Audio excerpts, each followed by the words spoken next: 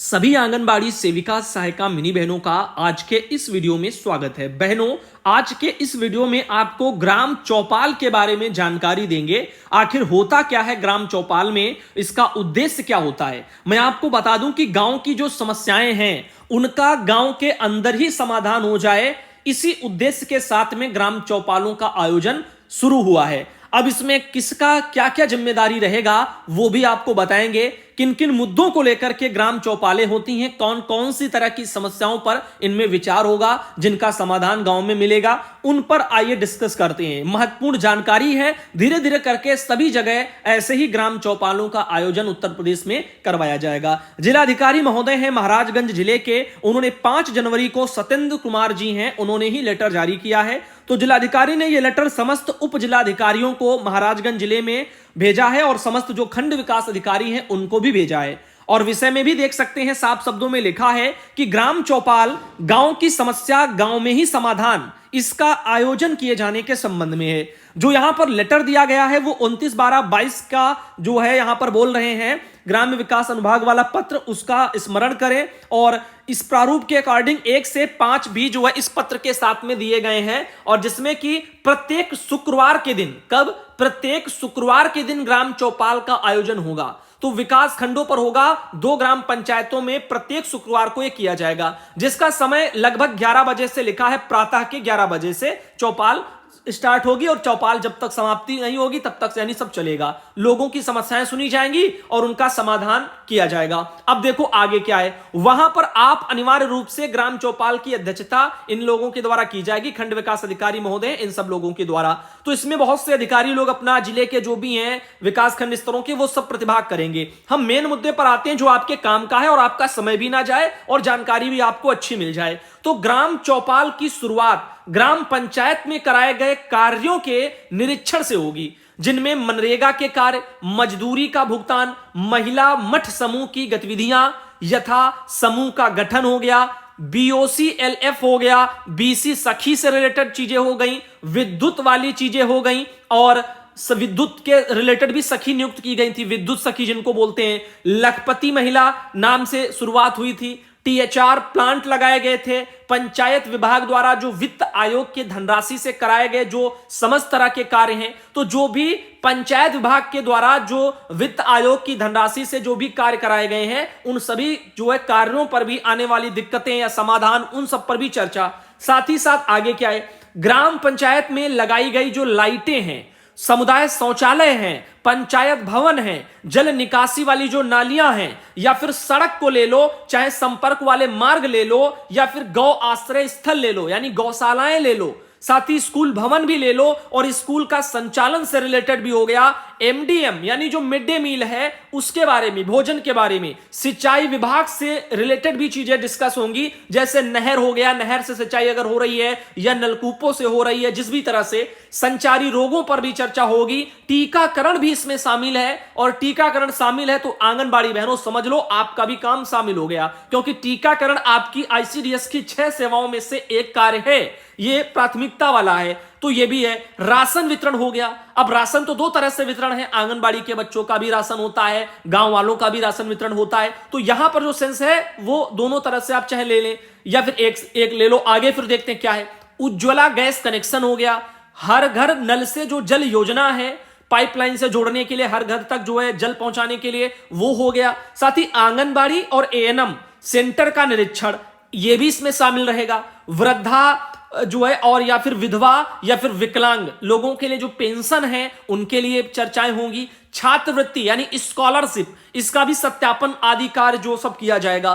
तो इतने कार्य और भी हैं। कार्यक्रम में आयुष्मान कार्ड भी बनेंगे, किसान सम्मान निधि वाली चर्चाएं, कृषि रक्षा से जुड़े विषय हो गए, प्राकृतिक एवं ऑर्गेनिक खेती से जुड़ी हुई चीजें हो गई, हर घर नल से जल तथा सुशासन जैसे महत्वपूर्ण जो विषय मैंने आपको सब बताए हैं, इन सब पर चर्चा की जाएगी। और इसके अतिरिक्त संबंधित ग्राम के जो लेखपाल हैं और जो राजस्व निरीक्षक हैं, इन भी जो है चौपाल में उपस्थित ये भी कराए जाएंगे। चकमार्ग, सार्वजनिक भूमि हो गई आदि की पैमाइश का कार्य भी इनके ही द्वारा किया जाएगा।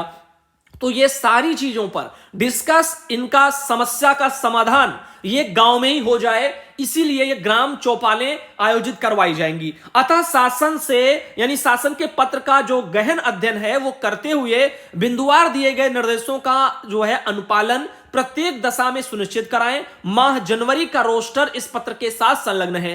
तो अब जनवरी चल रही है, जनवरी से ही ये चीजें हैं। सत्येंद्र कुमार जी जिलाधिकारी महाराजगंज के, जिन्होंने एक ये मैटर जो है उन्होंने निकाला है।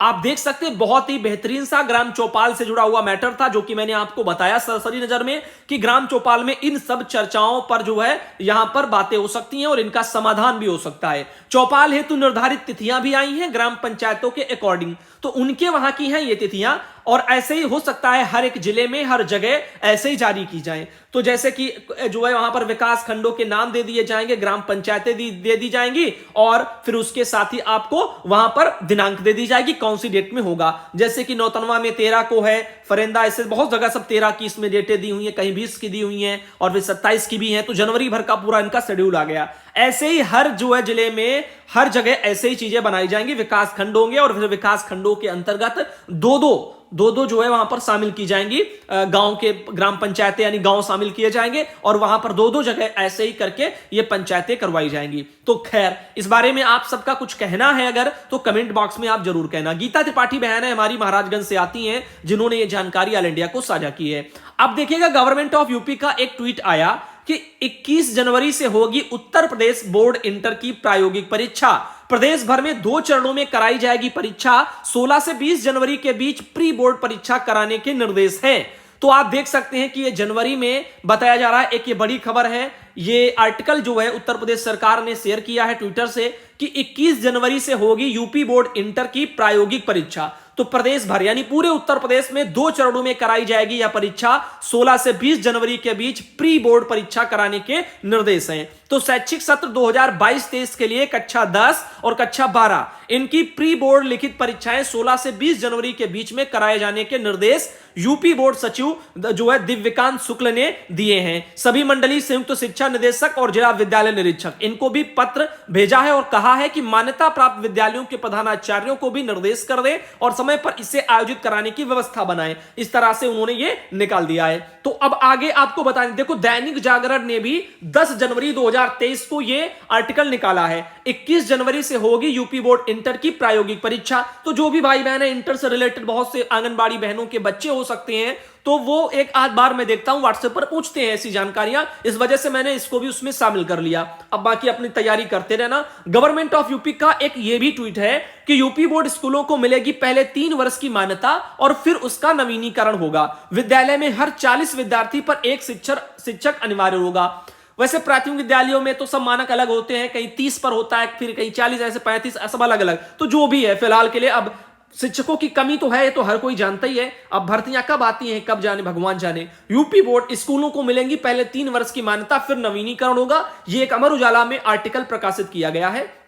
तो देख सकते हैं शासन से स्वीकृत मान्यता की नई शर्तों में कहीं कठिन शर्तें भी शामिल हैं। तो इस तरह से यानी कई कठिन शर्तें हैं, इसके बारे में बोला गया रहा है। तो प्रत्येक वर्ष का परीक्षाफल और शुल्क का विवरण भी करना होगा प्रदर्शित, इसके बारे में भी निर्देश दिया गया है। फिलहाल अब देखिएगा देवरिया से भी एक लेटर मेरे पास पहुंचा था, जो कि जिला कार्यक्रम अधिकारी का था, 6 जनवरी का है। और ऐसे में ये लेटर था आंगनबाड़ी केंद्रों में ईसीसीई गतिविधियों के नियमित संचालन से जुड़ा हुआ, यानी आंगनबाड़ी केंद्रों पर प्री प्राइमरी एजुकेशन से रिलेटेड। तो अब इसके बारे में वार्षिक गतिविधि कैलेंडर आया था, पहल पुस्तिका के बारे में, बाल वाटिका के बारे में, बहुत कुछ इसमें सब दे दिया गया था। और इन सब चीजों पर हम पहले भी चर्चा कर चुके हैं। निदेशालय वाला मैंने पूरा लेटर आप सबको दिखाया है, तो आपने उसको भी देखा है। बाकी रही बात इस समय सारणी की, तो ये भी हमने आपको ऑल इंडिया पर पहले से दिखा रखा है, आप सब बहनों ने देखा है। फिलहाल अभी तो छुट्टियां चल रही हैं आंगनबाड़ी के बच्चों की, तो अभी आपको ये प्री प्राइमरी का शेड्यूल तो फॉलो करना नहीं है, क्योंकि बच्चों को सेंटर बुलाना नहीं है, बच्चों की चल रही है छुट्टियां।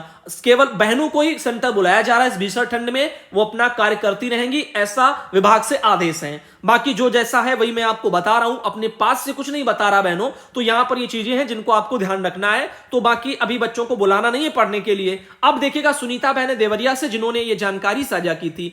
अब आपको ले चलते हैं आगे। 9 से विशेष टीकाकरण पखवाड़ा, इसके बारे में अमेठी से एक ये आर्टिकल आया था। ये जिला टास्क फोर्स समिति की बैठक में जो मौजूद अधिकारी आप देख रहे हैं, अमेठी जिले से एक ये जानकारी, जिला टास्क फोर्स समिति की बैठक आयोजित की गई। नियमित टीकाकरण से छूटे हुए बच्चों का टीकाकरण किया जाएगा, जिसके बारे में चर्चाएं हुई। तो 9 से यानी 9 जनवरी से टीकाकरण के बारे में ये चीजें निकाली गई। तो टीकाकरण वाला कार्य आज से शुरू हुआ है। अब देखिएगा एक और ये मैटर था कि वजन फीडिंग में सुधार न आने पर सीडीपीओ को मिलेंगी प्रतिकूल प्रविष्टि। तो ये बहराइच जिले का मैटर है। जिला पोषण समिति कन्वर्जेंस समिति की बैठक यहां पर देख सकते हैं आप, यहां पर हो रही है। तो जिलाधिकारी डॉक्टर जो दिनेश चंद्र है, इन्हीं की अध्यक्षता में वहां पर कराई गई थी हाल ही में, जो कि एक आर्टिकल हमारे पास आया था। तो एक ये भी मैटर आप देख सकते हैं। अब यहां पर दोस्तों आज का ये वीडियो यहीं रखते हैं। कल से आपकी बढ़िया तरीके से खबरें आएंगी, क्योंकि आप सबके सहयोग से जो है आज जो दिक्कत थी ना आईपैड की, वो भी समस्या दूर हो रही है। अब कल कोशिश करेंगे आप लोगों के लिए जो है हम उसमें पूरा सेटिंग्स जो है कर देंगे, जो नया मंगाया है अब आप लोगों की बदौलत। और ईएमआई पर मैंने ले लिया है, जो भी आप लोगों ने सहयोग किया उसके आधार पर मैंने पहली किस्त दे दी है। अब आगे आप सब बहनें जो है सहयोग के लिए ना भेजें, कोई दिक्कत की बात नहीं, धीरे धीरे करके महीने पर महीने हम देते जाएंगे। तो ये चीजें हैं। बाकी अब कल से कोशिश करेंगे आपको जो है पेंसिल पर आधारित जो चीजें पहले चलती थी वैसे ही चीजें आपको दिखाई जाएं। तो कल से कोशिश रहेगी, आज शाम को थोड़ा टाइम हम ज्यादा देंगे, देर तक जगेंगे, तो चीजों की हम जो सेटिंग पहले की तरह सब कर देंगे जो भी है आईपैड में। क्योंकि नया नया अभी आया तो उसमें सब कुछ मुझे भरना है, बनाना है, उसमें जो है आईडी बनानी है, सॉफ्टवेयर डालने हैं, सब वो लॉगिन करने हैं, तो काफी टाइम लगेगा। तो वो सब देखते हैं और फिर आपको कल से बेहतरीन तरीके से कोशिश करेंगे सुबह की खबरें हमेशा पहले की तरह दी जाएं। और मैं एक बार फिर कहना चाहूंगा अपनी उन सभी बहनों का जिन्होंने ऑल इंडिया की मदद की, यानी हमारी मदद की थी इस काम में, और उन सब बहनों को दिल से ऑल इंडिया की तरफ से बहुत बहुत धन्यवाद।